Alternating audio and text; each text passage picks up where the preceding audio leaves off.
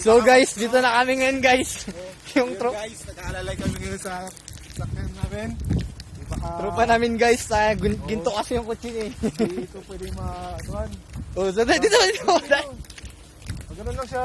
Dandan lang, boys. Tanda lang. Dito ka, tapos papaganon ka. Ayun lang, pre. Gusto ko na ng yan. Ha?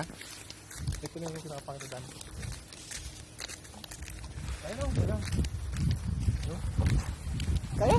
Kaya yun, pag walang tasalog. Buti na dito. Kaya video ko matagal ka. Ayo. Tatanggalin niyo yung bato guys. Guys, Panorin yung National TV.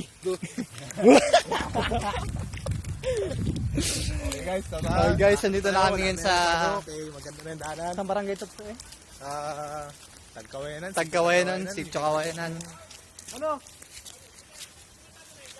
Taunanon, te. Kaya ba yan? Maganda na yung daanan dito yung nakagaya doon kasi nung pababa yun. Kaya nandun siya ng tubig. Kaya nagpangit yung daanan. Ha?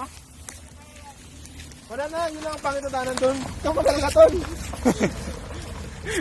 Sabi sa sabi ko, ang ginagawa ko ito. Pamak?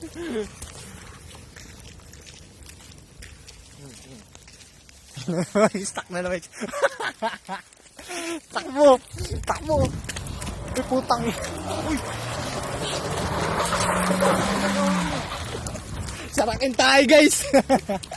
Ang ina itong tao na to. Ay, ito. Bad trip. Maganda siya guys. So yun guys, nagtatakbo kami, nakabol na kami. Nakabad trip na to guys. Galit sa amin guys. Kamusta ang biyahe?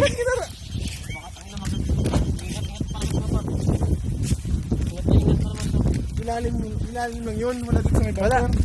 Kago mo tigil. Baka madalit ka sa bumper. Yung first time ko makadaan sa ganito. At least goods na yung daanan dito. Okay ba yung dami kayo ng tao? Ano pa baka di naman baka